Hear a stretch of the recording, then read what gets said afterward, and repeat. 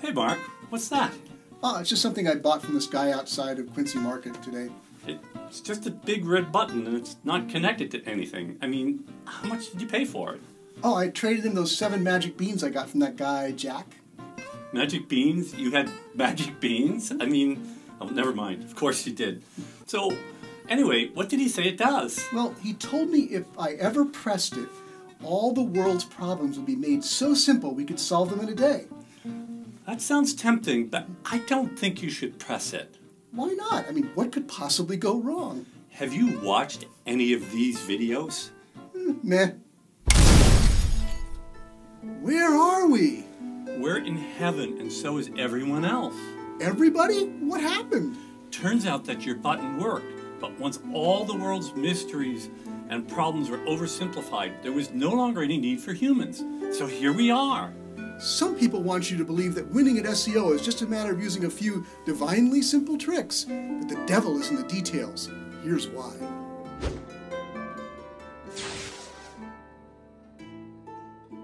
Okay, Eric, so I have to ask this. Back in episode 84, you told us that most of SEO could be simplified down to just 2 things: relevant links and great useful content. Now, in a search engine land column, you said it's not good to oversimplify SEO. So which is it? Both. Both? How can both be true? Because at the most fundamental level, it is true that earning good links and creating the right content are far and above the most important things you can do to improve your SEO. Google has clearly stated that, and the best studies and tests continue to confirm it to be true.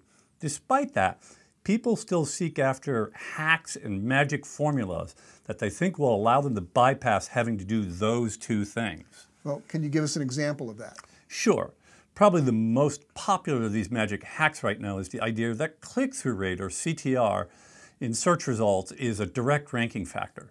The belief here is that if a result lower down on page 1 of Google starts getting better CTR, Google will raise its ranking because of that. And you have a problem with that idea? Well, I have 2 problems, actually. First, this would be far too easy to game, and Google knows that. If it really worked, it wouldn't be hard to generate enough legitimate-looking clicks to drive up ranking, and anyone who tested this carefully and found it to work would be doing it all the time. However, while some black hat SEOs and agencies sell click-generating services based on the idea that the higher CTR raises ranking, no credible test has ever demonstrated this works. Now, yes, I know Rand Fishkin and some others were able to get results occasionally doing that in some tests, and that these were, very local search results, though, and the effect was short-lived and has become impossible to reproduce since. Well, what's the other problem with the idea that click rate of search results drives ranking?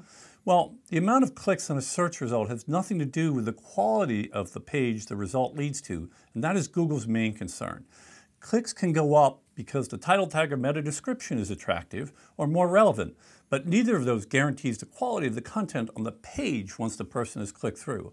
Once again, this is something that Google knows very well, so it just doesn't make sense that they would make CTR a simple, direct ranking factor. Well, that makes sense, and increasing CTR is going to be a good thing, so it doesn't hurt. We just can't be sure that it increases ranking. No, I agree with you on that point.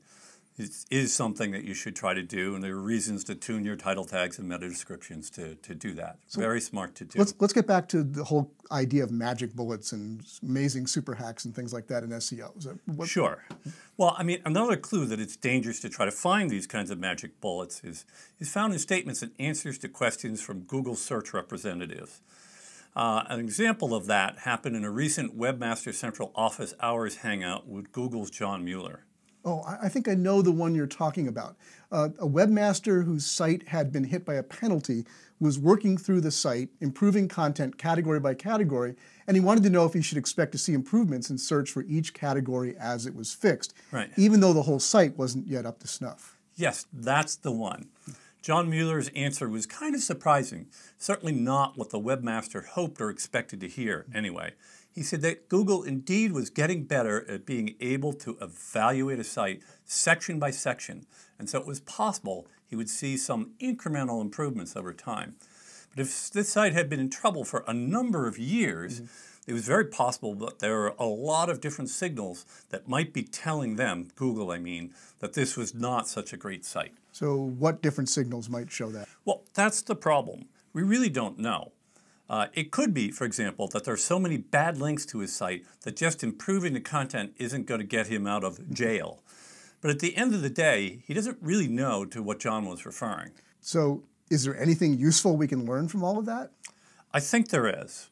And it's this: don't ever assume that you found that one thing, the magic bullet, that will either cure your site's problems or just make you even more successful. It's never going to be that simple. And believing in a magic bullet can hurt you because it can cause you to ignore other things that you really should be looking at. And what can we do with that lesson? I mean, how can we apply it in a way that helps us to do better SEO? Well, instead of chasing after magic hacks or tricks, I think it's better to try to think at a higher level. Think from Google's perspective. Try to figure out the main things that Google wants to see from sites and pages in order for its users to have the best quality experience. And work hard at making your site a champion of those things.